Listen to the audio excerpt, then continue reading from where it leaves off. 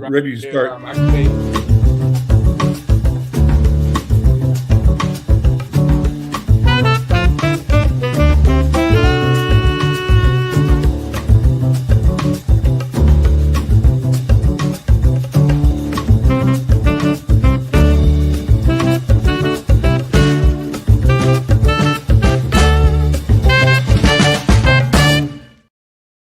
I'm Al McFarland. Welcome to the Conversation with Al McFarland. Today is Wednesday, February 25th, 2026.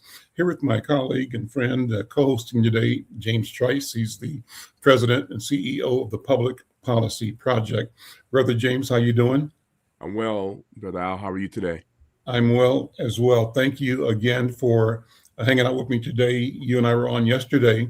Let me start off by asking you any impressions of the president's State of the Union last night. What's top of mind? What struck you in your gut? What do we need to know and think about that performance last night?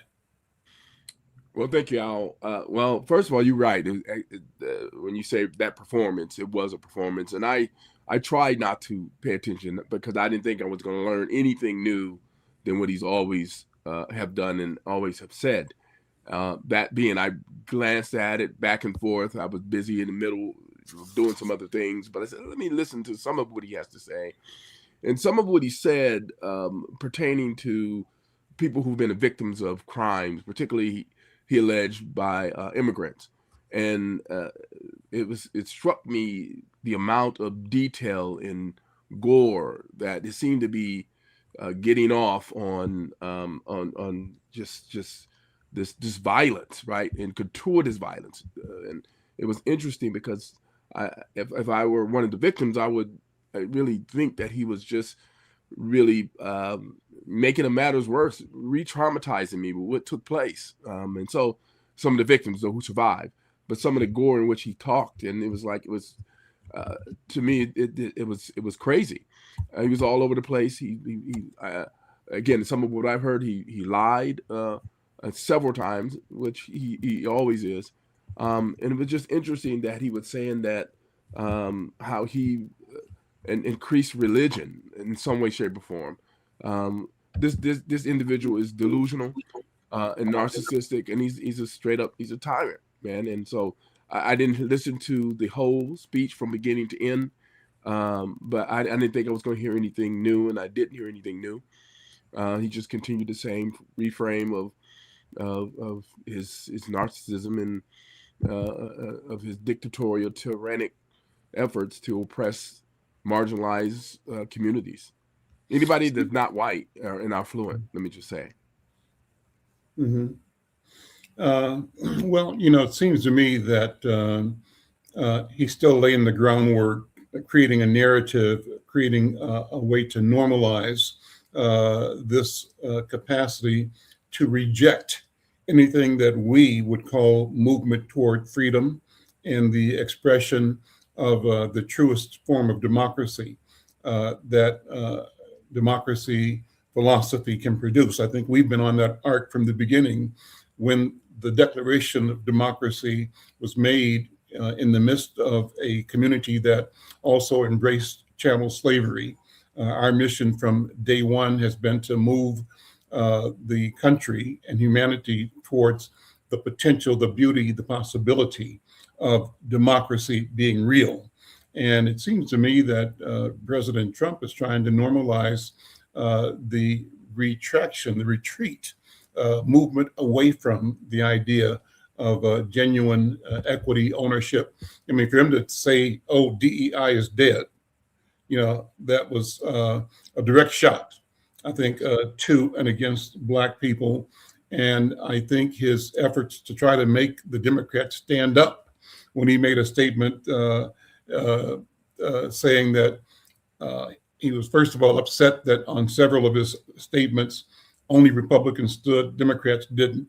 He wanted to chastise the Democrats and really call them out for not being American, for not supporting. And he tried to test that by saying anybody who believes that America is for the land of the free, and I'm paraphrasing this, but kind of a patriotic pablum.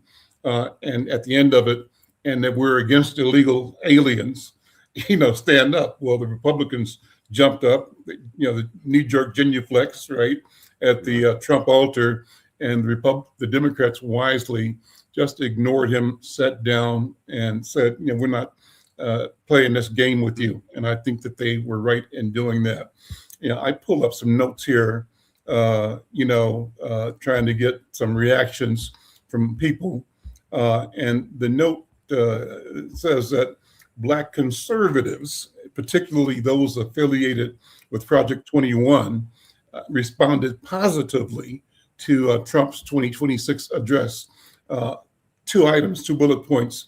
They said this guy named Michael Austin, he's identified as a Project 21 ambassador, praised the administration's focus on inflation reduction, calling stable prices a moral and economic necessity. He framed the speech as addressing whether Americans can once again afford the American dream. And that state comes out of an organization called the National Center for Public Policy Research. And I'm not sure if that's do you know that organization at all? I've heard of it.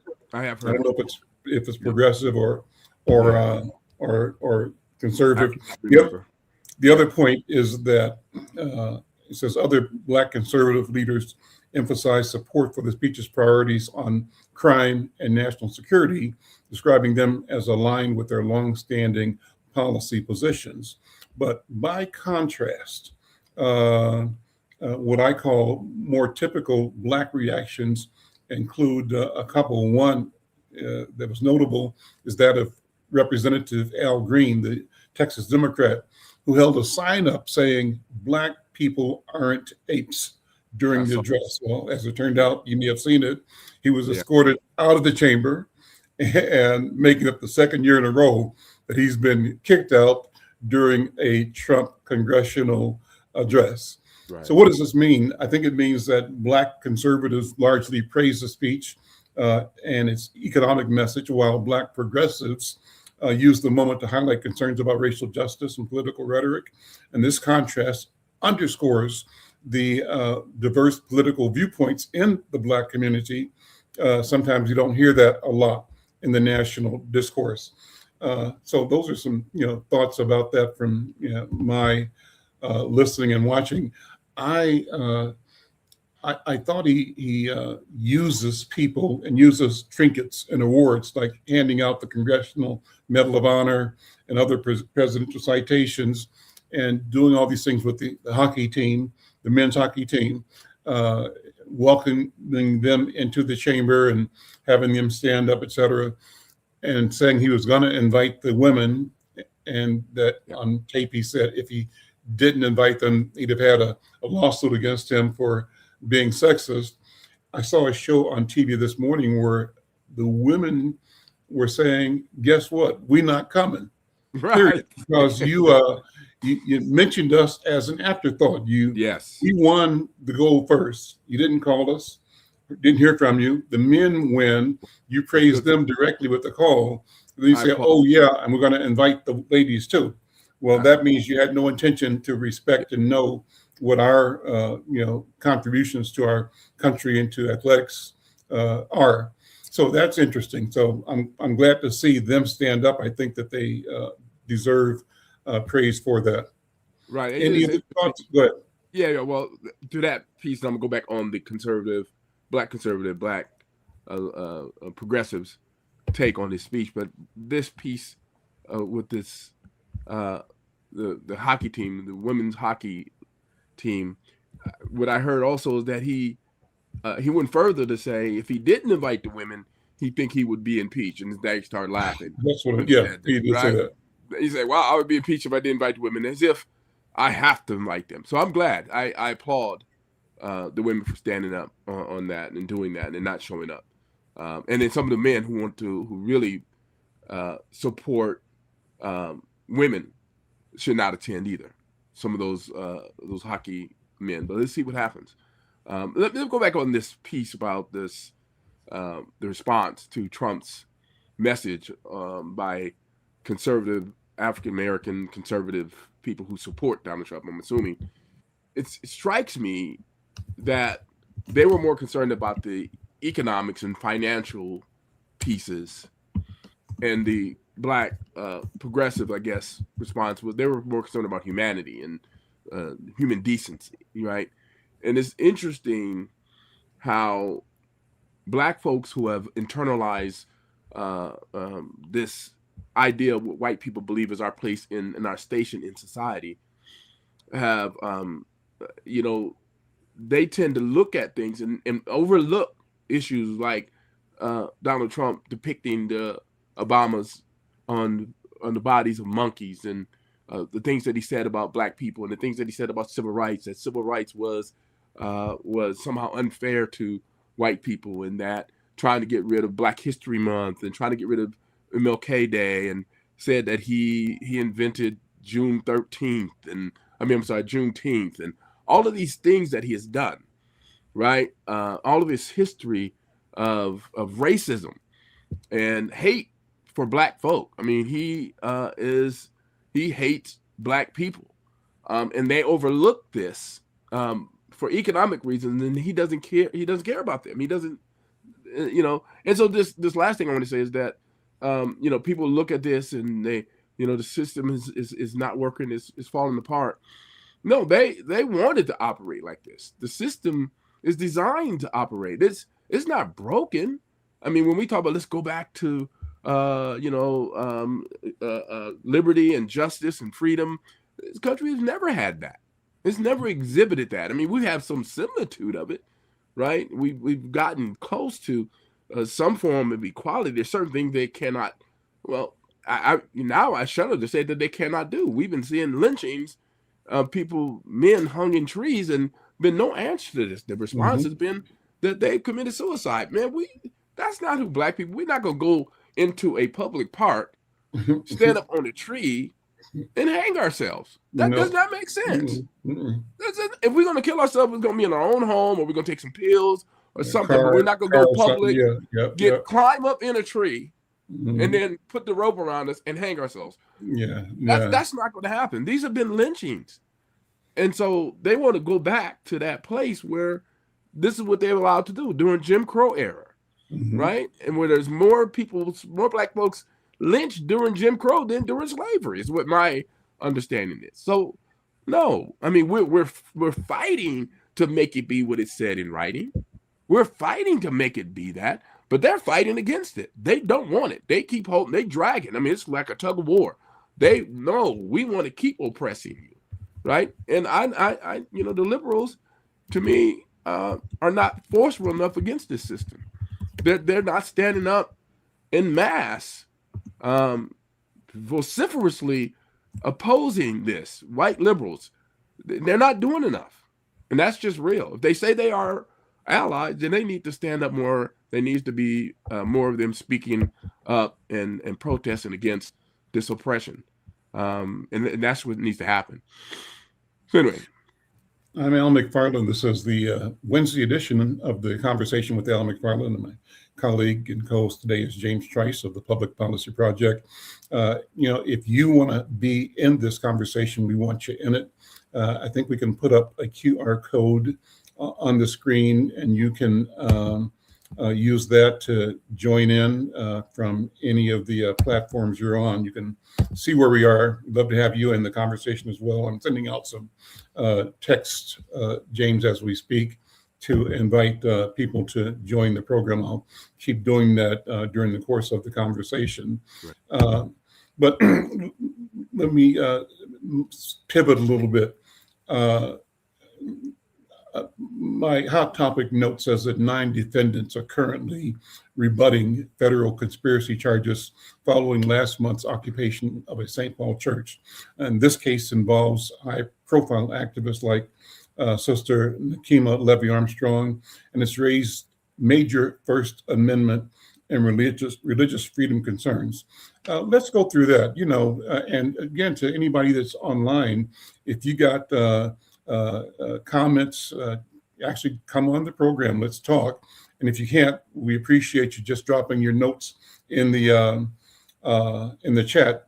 Big Cheese, thank you. Let me just show your note here. The U.S. desperately needs a black anti-hate crime bill, Mm. and that the Democratic Party is against. So, what do you mean by that? So, take some time, Big Cheese, and sort of unpack that for me, okay? Uh, James, I was going to say that, let's review quickly the question of the charges against people that were protesting at the St. Paul Church. Can you kind of recall the story as best you can? I do. Mhm. And a number of them are friends of mine, particularly Nakima and Tran and others who went in there.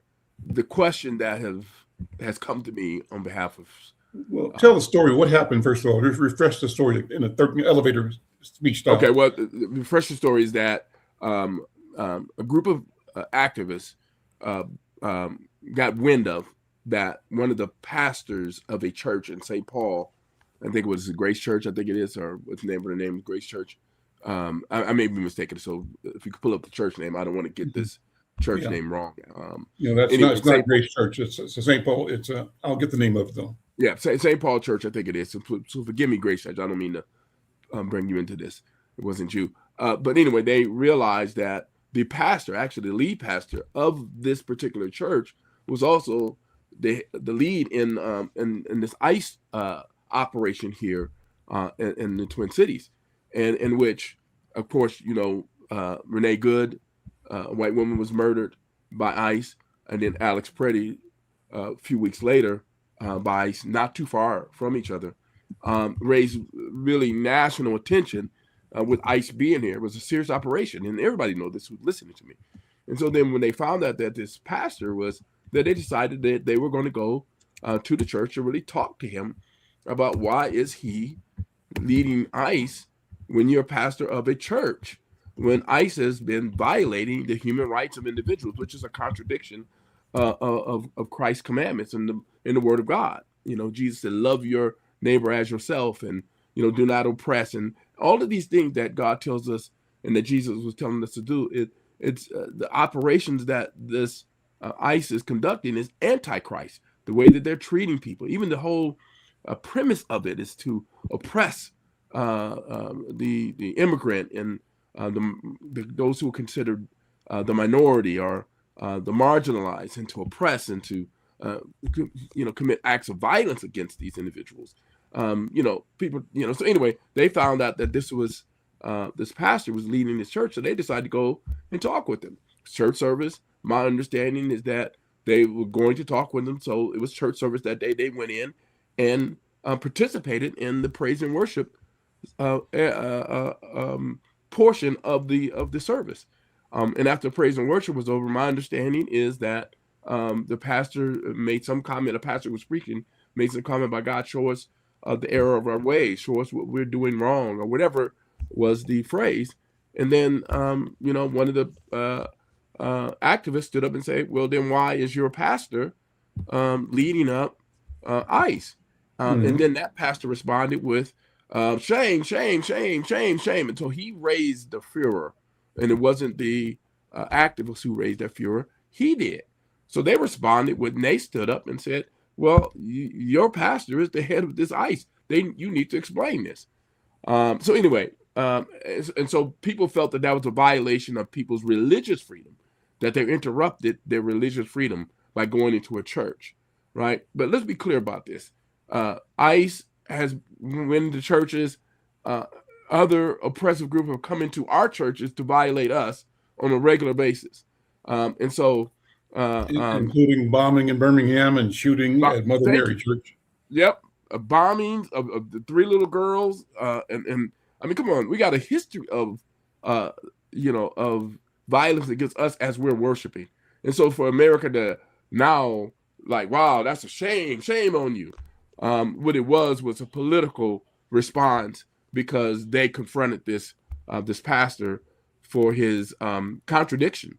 Um, um, First purporting to be a man of God, and we know what that's supposed to mean, and then oppressing the rights and freedoms of regular citizens, human beings, treating them like dirt, murdering them, approving of this, sanctioning this, um, those kinds of things. And I felt like they had a right to go in and have that conversation. But the conversation, I think, started with the pastor who told them shame, and the rest of the congregation stood up, and they were just trying to get him to explain how can he play both roles. It's impossible for him to do so.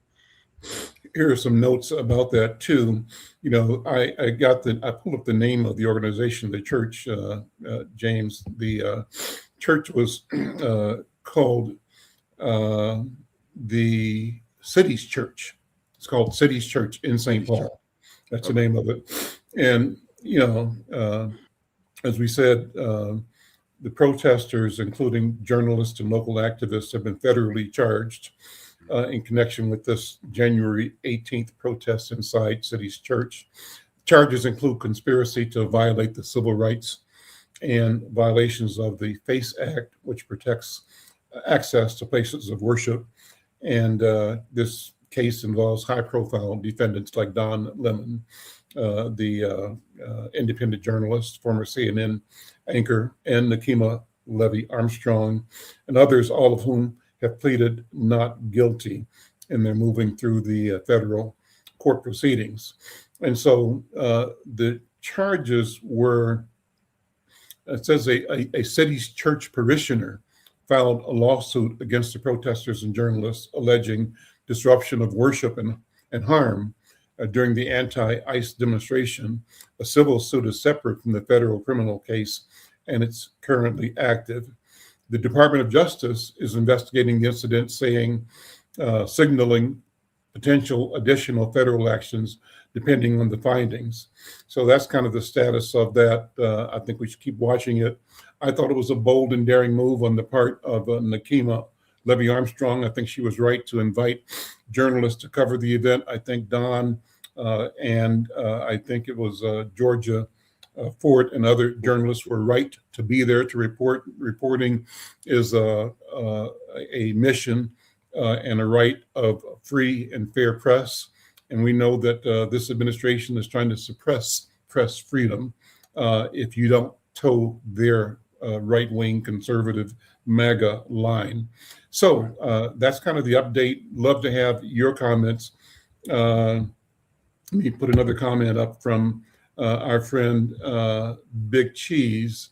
And he says, Barack Obama, Kamala Harris, and the Congressional Black Caucus and NAACP have done nothing to respond to the hate crimes in the U.S. being committed against Black people. And he goes on to say that the Democratic Party has prioritized illegal immigrants over the Black community and American citizens, and that the party is on the path of losing another presidential election in 2028. I disagree with all of that, but I appreciate you sharing that point of view. James, why don't you respond? I don't know that that's true, that Barack and Kamala and the caucus have done nothing to respond to Black hate crimes. Is that something that makes sense to you? No, I mean, it doesn't. But here's the issue. I think what people expected, and I've heard this before, that people expected when Barack Obama became president of the United States, that he was going to make a declarative statement that he was here for Black people, that he was going to make a declarative statement and a declarative effort to say, I'm going to do things specifically for Black people. And I think they expected Kamala Harris to do the same, and make some intentional efforts to say this is for Black people. Now, could he have done more? Could Kamala have done more? I think so. But I think they tried to do what they could do in the context of the regime, the system that we live in. They've done the best they could do. And remember, they were in when anytime any elected official, and this is the reason why I haven't run for office, is because any Black folk who is an elected official, you operate within this machine. The machine is set up to oppress, because the machine is based in this and it's built on money, right? It's built on that. It's a capitalist society, and capitalism in itself of itself that says that someone else enjoys the freedom of your labor, or the someone else enjoys more the fruits of your labor than you do. That's what capitalism sets up. It sets up those have and have not. It sets that system up because it wouldn't be capitalism. But I want to say that I think they've done what they could do in the context of the system that we live in. Could they have done other things more? Yes, I think so. But let me share this with you real quick. And this is a contention for you and whoever else that says, I'm not going to vote. Let's be clear. None of our elected officials are perfect. None of them, right? And all of us have flaws. All of us as human beings have flaws. And none of the Democratic folks are perfect as well. But the issue is, what we as Black people have had to do is choose between Lucifer and Satan when it comes down to elections. Many, many, many times. We have to choose between the person we got to choose the person who's going to do us the least harm. Not that they're not going to do any harm, but the least harm. But we have to weigh which one is better, which one, what I mean by better is better as they can be in a system that we live in. And so we have to choose that. Let me say this. Voting will always be inadequate in a representative democracy based in on the Constitution that serves the elite, the interest of the elite. Again, I say that again. Voting will always be inadequate in a representative democracy based on the Constitution that serves the interests of the elite. It just will always be. But it is a tool. We could put some impediments in place for them. So don't sit at home. You may not like the Democratic candidate for office, but is he or she at least going to do better for you than the Republican one? And I'm not telling you to vote Republican or Democrat. Let me just be clear with you, because I've been a registered lobbyist, and I've seen Democrats, DFL, try to pass bills that are detrimental to Black people. And I've seen Republicans, conservatives, move bills that I think benefit Black people. So we need to weigh which one. Don't sit at home, because what's going to happen is you're going to get the worst, right? That's what's going to happen. And you co-sign for the worst that there is. And so lastly, let me just say, just because we vote for candidates, just because we vote for people to represent us in this quote unquote representative democracy, don't mean they have all the answers. It doesn't mean that they have it all. We have to push them from the outside. We have to hold them accountable. We have to be in their faces. We have to demonstrate, even though we voted, we say, hold on, we voted for you, so you got to work for us. And we need to be in front of them all the time. Don't just vote for them and sit at home and say, oh, we good, they got this. No, vote and then say, oh, you ran on this, sister, brother. Didn't you say you were going to do this? You're not doing what we've called you to do. So we're confronting you. Confront them just like you would somebody who you oppose. Do the same thing, but make them do the work, because they work for you. So I just want to say that. Well, listen, you're 1,000% right on. Okay, let me. I don't think I can hear you, Al. How about now? How about now? Can you hear me now? So, are you able to hear me now, James? Not yet. Okay. Let me. So we can't hear you, Al. Okay. Want to refresh? Or maybe they can't hear me. No, I hear you. Okay, but I don't. I'm not sure if the audience hears you or not. Can you hear me now? So let me enter Sage. Yeah, I may have to. Yeah. How about now? Do you hear me? Yes, I can hear. Okay. I don't know if it was you or me. Yeah, same thing. I was thinking that, I watched Roland Martin last night. Great program. He had a number of luminaries on reacting to the State of the Union, and Roland himself gave a master class, which you just gave a minute ago as well, that invites us to be very particular, very specific, very planful in ensuring and moving our interests forward through the electoral process. And he said, he sort of destroyed those who say, oh, Democrats, Republicans, we shouldn't do anything because we have no power. That's not the answer. And he made it real plain by saying, you know what, if you are not happy, you can't always say what they haven't done in Washington, what the Black Caucus hasn't done, what anybody hasn't done. You should say, what is it that I want to be done? And then go to your house that you live in and see how the people you live with feel about the things you say you want done.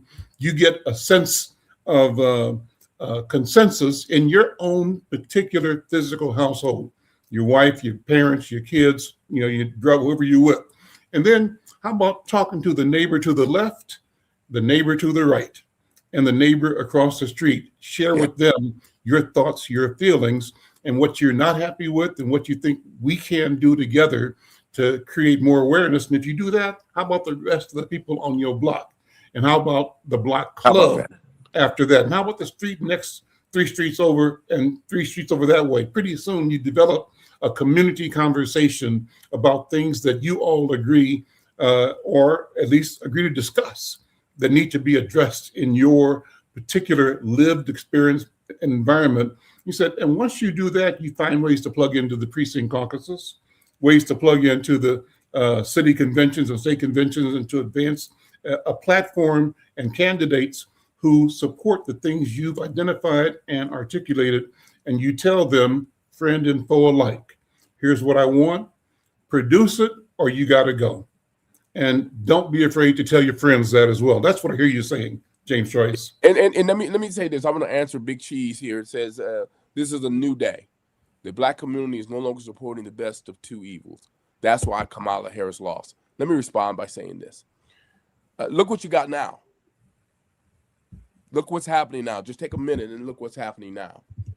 I understand Kamala Harris wasn't perfect. She wasn't, right? But Kamala Harris is not a convicted felon. Not once. Kamala Harris didn't defer. Kamala Harris doesn't have let me say, we make sure we say her name the right way too. It's Kamala Harris. Kamala Harris, right? Yeah. And I'm saying it too fast, so please forgive me. Kamala doesn't have felonies on her record. Or matter of fact, she's not a convicted felon at all. But this guy's a 34-time convicted felon, right? Kamala doesn't have 2 impeachments. Kamala hasn't reneged on paying his taxes. Kamala hasn't filed bankruptcy 17 times. And Kamala has not bankrupted a casino, nonetheless, a casino. But 77 million of you, 77 million people voted for that over a Black woman. Now, think about this for a second, Big Cheese, and all you others watching. If Kamala was president right now, would you be seeing this that we're seeing on the streets? No. It would not happen. Kamala is not a sexual predator. So this is what you got now, Big Cheese. I understand your position, because we disheartened, and we don't trust the Democratic Party. I don't either. I'm just being honest with you. I don't. Let me just say this. The next election coming up, we have Amy Klobuchar running for governor. I have to be honest with you. I do not like her. I don't. But I don't want this other guy who is a Donald Trump puppet to be there either. I will confront Amy on things that doesn't make sense. I will go to her and say, this doesn't make sense. We will check her and challenge her. But I'm not going to vote for the other guy to make my situation worse. At least I got a fighting chance with Amy. But I just got to be honest with you. So think about that for a second. Look what you got now. How about this? I was thinking, as you're talking about, and sort of thinking about Big Cheese's comments about what the Democrats haven't done. I remember in 2008 when Barack Obama was elected, he invited the Black press of America to the White House. And we do this with all of the incumbents. We visit during Black Press Week in March.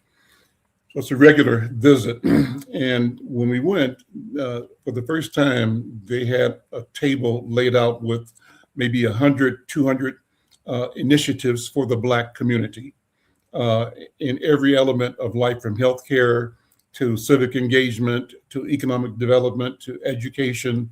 And they arranged for us to meet with Arne Duncan, the head of the Department of Education, other departments, other secretaries.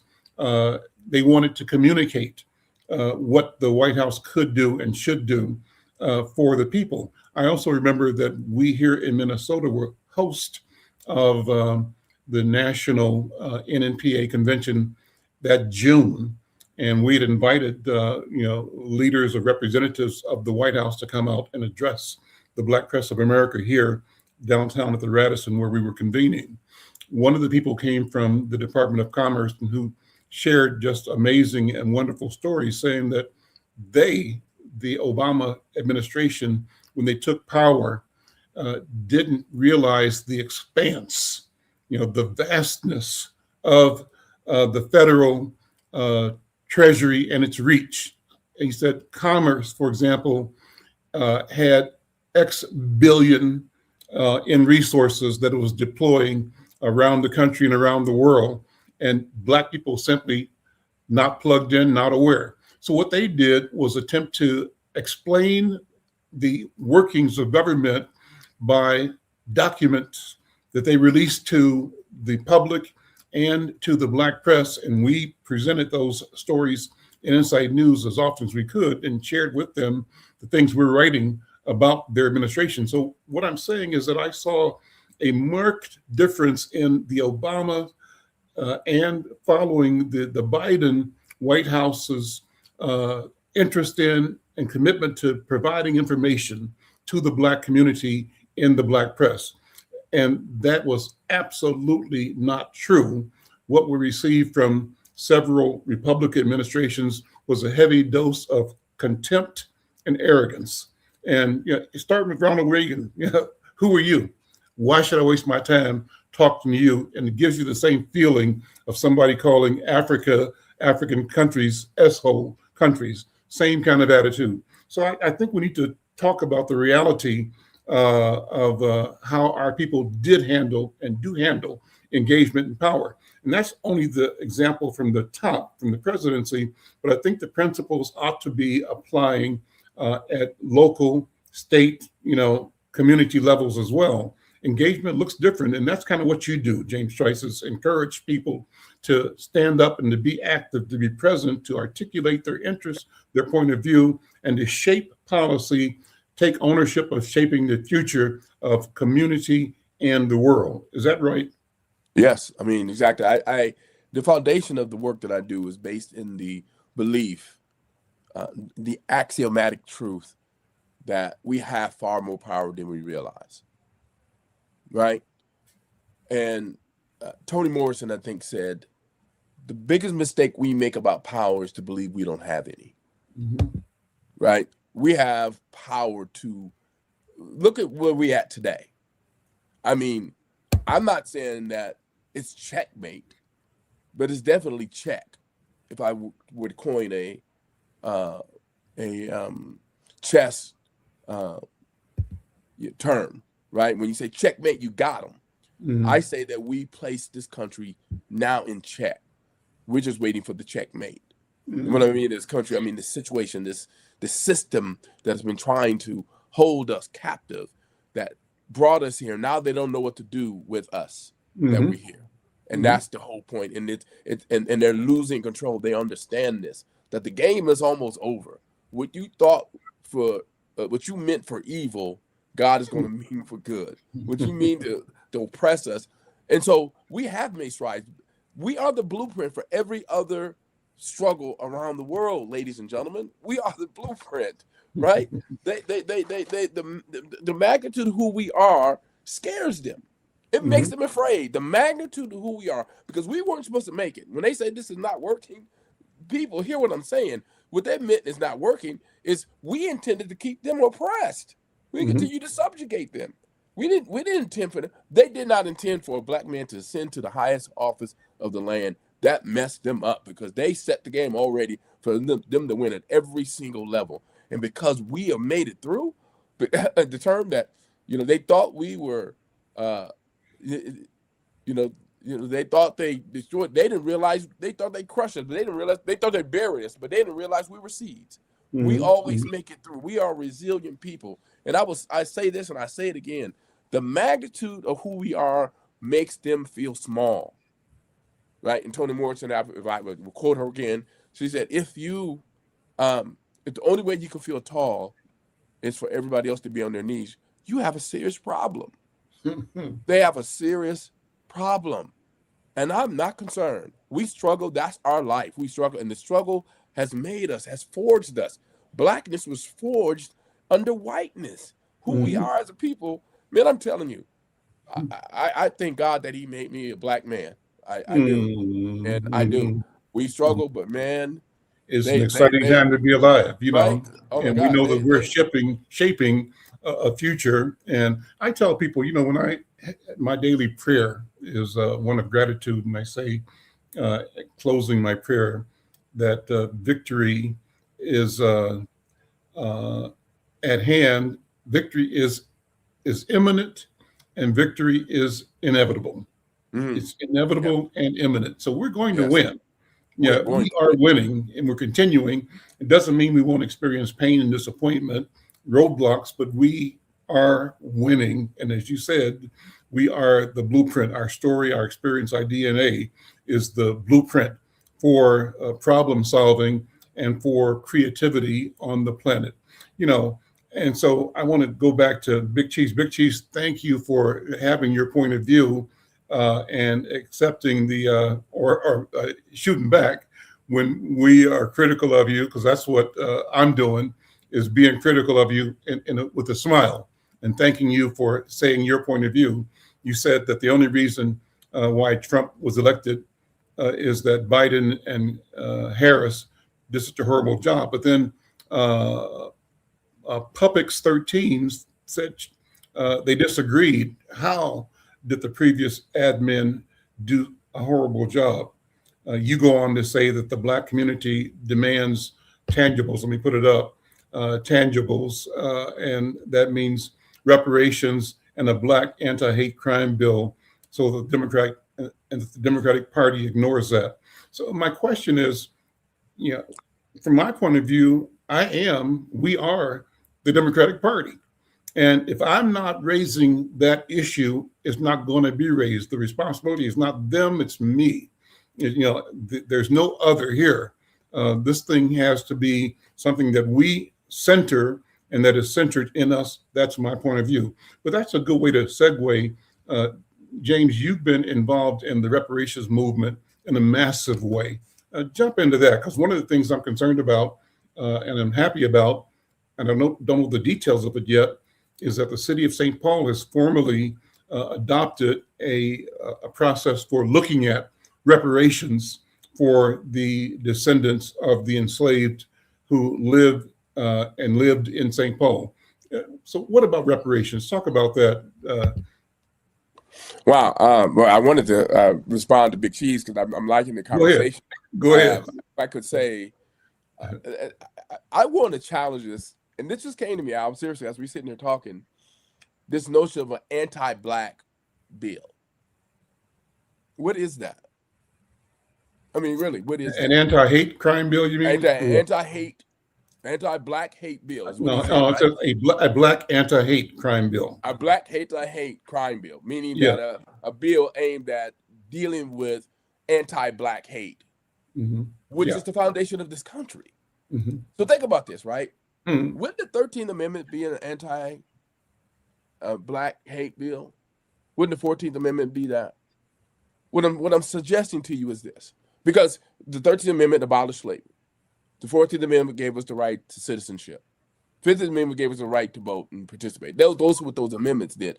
And they were essentially to benefit us as black people. That's what it was essentially do.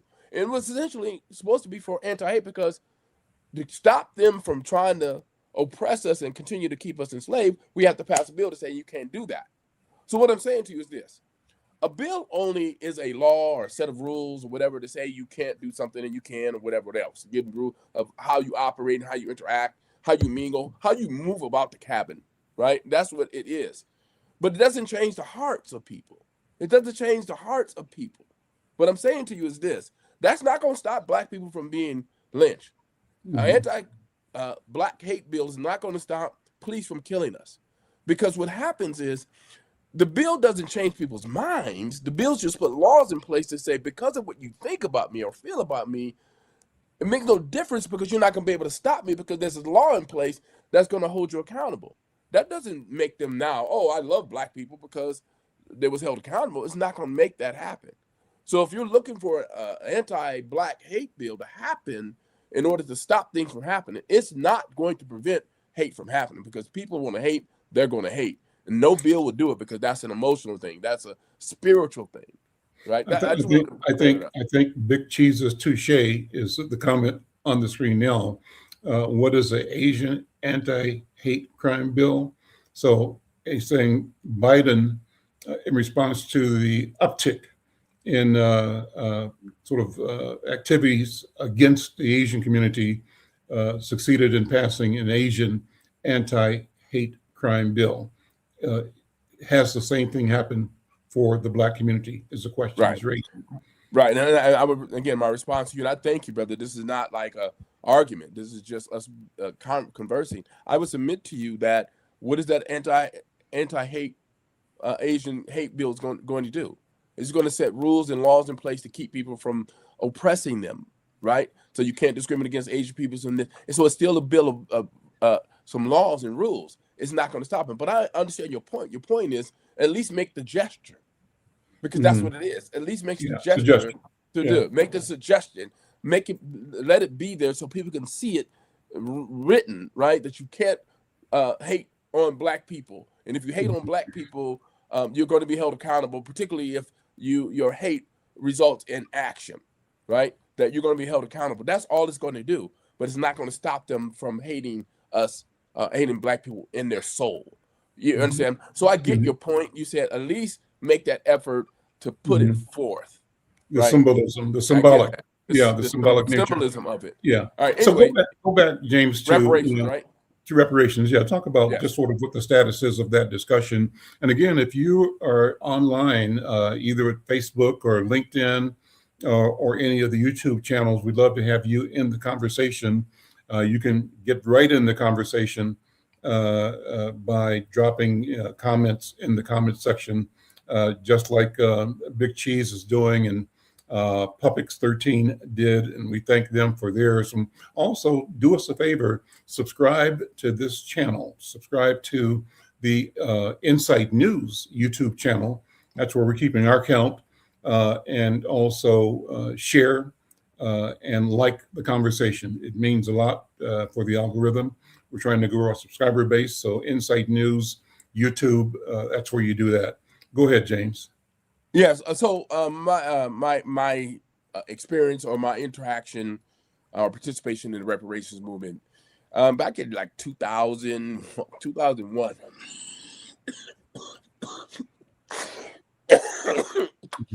Excuse me. In 2001, I was the chair of the Black United Front Minnesota chapter, National Black United Front. The National Black United Front was one of the one of the lead in this national reparations movement, along with NCOBR, and there were some others that I can't name right now. We took a lot of our cues from the book by Randall Robinson called The Debt. I have it right here. If you haven't read it, I'm asking you to read it. Randall Robinson, The Debt, What America Owes Blacks. He wrote a subsequent book, or a book after that said what we are ourselves, Black people. Anyway, and so in our meetings to move this reparations effort forward, movement forward, we interacted with Randall, what's his name, Representative Conyers. What's his name? John Conyers. John Conyers, Michigan, a representative who wrote HR 40 and tried to move it every legislative cycle he could, and it wouldn't make it through through Congress, and so different states decided to see if they could pass it in their state. So we took HR 40 and presented it at the legislature back in I forget what year it was, and it didn't move. a couple of representatives were carrying it, but we couldn't get the votes to do it. But essentially, HR 40 is a bill that says that the United States will look at reparations, put together a committee, a group of folks to determine what this nation owes Black people so we could begin to pay reparations. Now, the argument that occurs, and let me just also say in 2002, we had a national reparations movement in New York. It was called Reparations Now. In 2002, it was the same day that at the same time that United Nations were meeting in New York, determine reparations. And this is the meeting that Bush and even John Powell, they walked out of that room when the issue of reparations came up. And what the United Nations said at that time, it said that Colin Powell. Colin Powell. Mhm. What the United Nations said at that time was that slavery was a crime against humanity. They determined that slavery was a crime against humanity back in 2002. And crimes against humanity have no statute of limitation. Now understand that. The United Nations said slavery was a crime against humanity. What that does then, and if crimes against humanity have no statute of limitation, that opens the door for us to continue to fight for reparations. So they can't not stop us from fighting. The issue is, how long will the fight go on? So that's one. Number two is the argument for reparations has been, what is reparations? There's been several states that have passed and cities passed reparation bill, giving people thousands, 2,000s to 3,000s. What we're saying, what we said at Black United Front and Cobra and others, they said, no, a check is not reparations. Giving all of us a check is not going to do it, because what will happen is we get right back into this this oppressive system that'll take our money. We'll spend back with them, right? And so what we're saying, what others are saying is reparations need to be systemic, right? There needs to be things like Black people don't pay any more taxes to this country. Free education for every African American person, free education, and then free healthcare. At a minimum, those are the things that we were trying to push for. Not just everybody get $2 or $3 million check in a system that we don't own anything. There's no institutions that we own that we could put it back into that will come back to us, because when we put it back into it, it's going to go to them. We end up spending. So we need those foundational things: free healthcare, free education, and to be tax free. That we don't pay any taxes into this government. Those have been the things. So I haven't kept up with the reparation movement. I began to concentrate on other things. A few times I've been approached about this reparation bill that's going through the legislature. So I don't know what's in the bill. I know that when it was presented to me a few years ago, I read it and it had Native Americans in the bill. Now, not that I'm opposed to Native Americans receiving reparations, because America, the colonists done a number on the Native American community. It's reprehensible what they've done. It's inexcusable. And it's inexcusable what they've done to us. But the issue with reparations is it's a bill. Reparations, when we say reparations, we said what you owe the descendants of African slaves. That's what we're asking for, redress, when we say reparations. And when the bill had Native Americans in it, I said, hold on a second. And it looked like it was going to have mass support for it. I was like, okay, let me ask this question. Why didn't they support the reparations bill we were moving when it's just for African Americans? And so I had a problem with it, because reparations is we haven't received anything. We nothing. This country has given us nothing for the harms that they've done to us, have not paid us back. And we deserve it. They've paid Jews in some way. They beat the Chinese, the Japanese who were in internment camps, and even given. And again, I'm not opposed to this. They gave money to the slave owners. They've given money to the slave owners. I remember that. Native Americans are sovereign status. They have territory that they own, that control. We control nothing in this country. That's just real. We got entertainers, we got people who are rich, who are wealthy, all of this, who are making a lot of money, doing a lot of things. What do we own in this country? And that's the We, question that has to be asked. And so we get reparations, is it a check? And so, I would talk about the issue with why I believe that the reparations bill should still just center descendants of African slaves, as opposed to saying let's get a whole group of people to get reparations, because then we know what happens. We will still get left out as Black people, right? mhm. There needs to be something specifically for us as Black folks when we talk about reparations. I don't know where the bill is moving at in this legislative session. I haven't read it. I haven't even talked to anybody for a couple of years about it, so I couldn't speak to what's in this bill. I would love to read it. Mhm. So I keep thinking about how white people and consequently some of us say, "Oh, how can we figure out who's owed reparations?" That the records are not there, and it's just be impossible. And then white people, of course, saying, whatever those people did generations ago, I didn't do it, so I shouldn't be held responsible for it.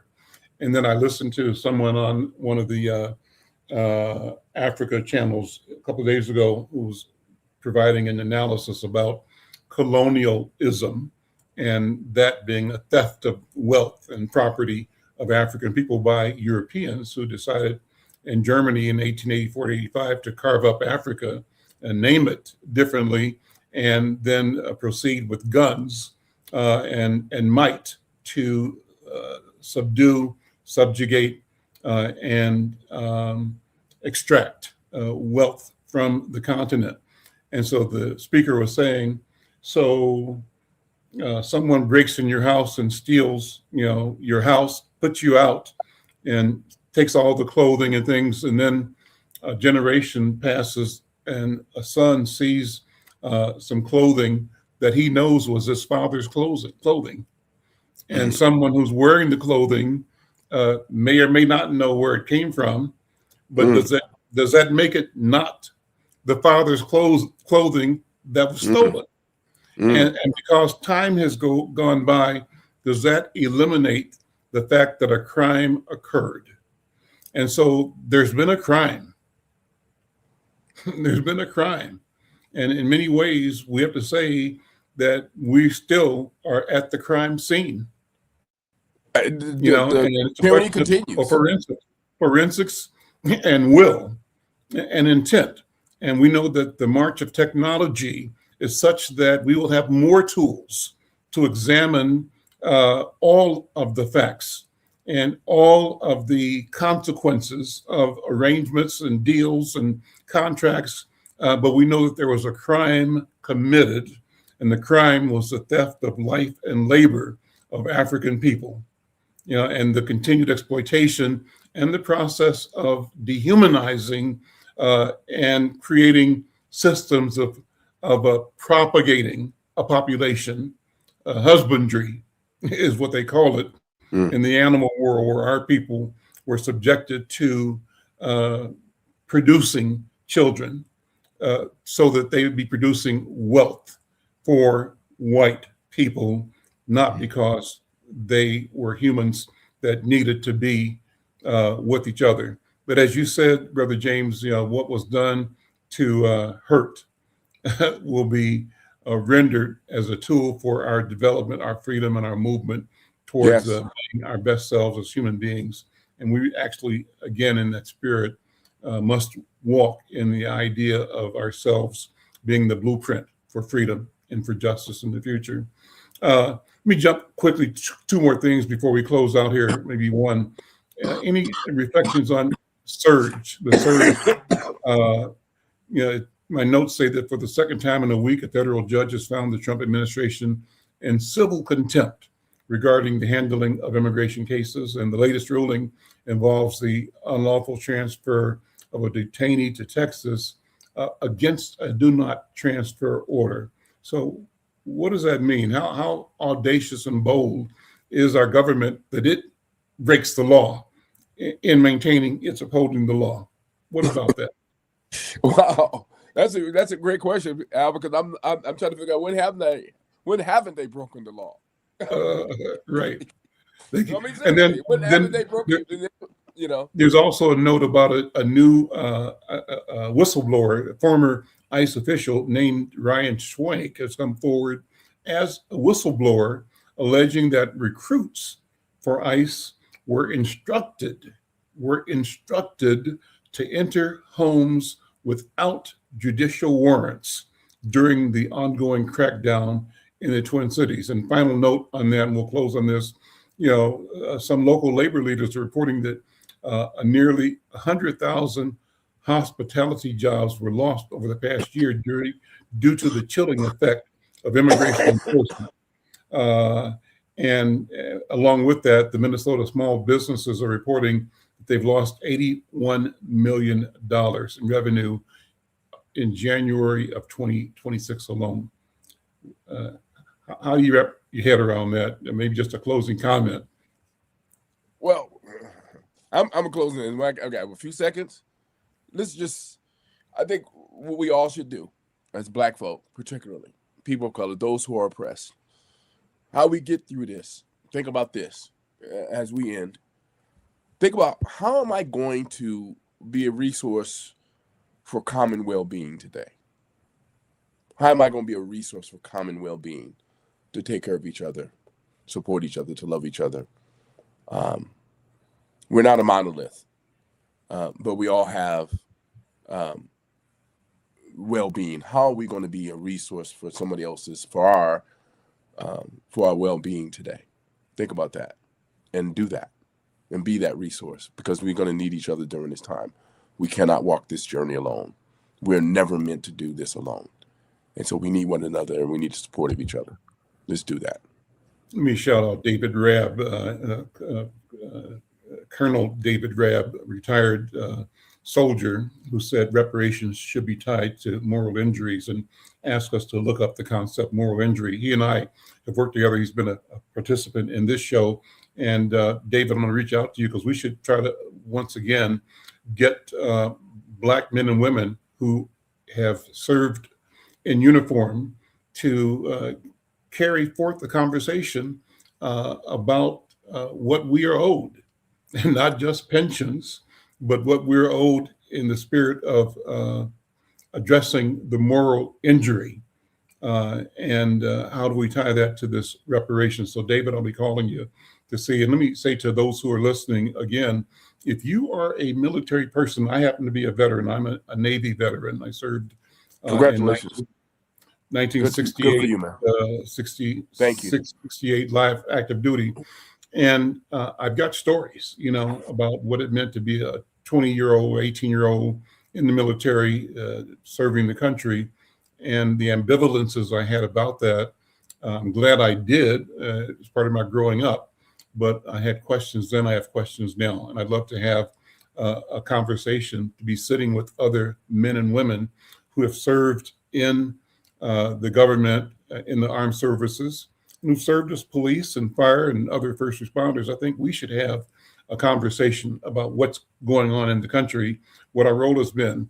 And one of the things that I always think about when I think about military people, David, is that, we know that when our soldiers came back after World War I, they had the Yellow Spring, James, where they had mass riots against Black communities to put Black people back in their place, because they were coming back from Europe and back from a sense of freedom and supporting this idea of freedom.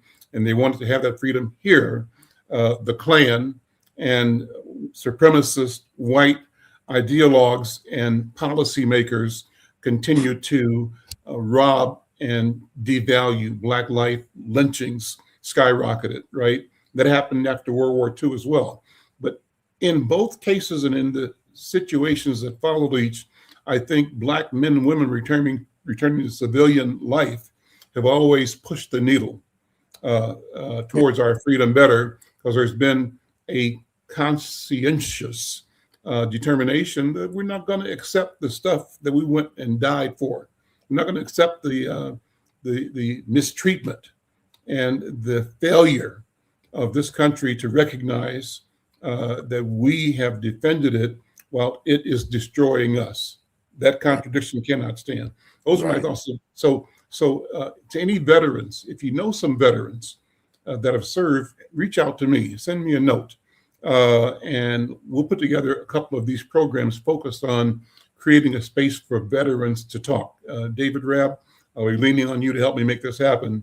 But anybody, and anybody else can join as well, even if you didn't wear Joyce Jones is saying, some people didn't wear uniforms, but they should be here as well. Well, Marnie Kirkman, thank you for your comments and your note of appreciation. Thanks to all who are listening. James, brother, thanks. We'll be back tomorrow with more conversation, and we'll keep this going. I'm Al McFarland. We'll see you next time.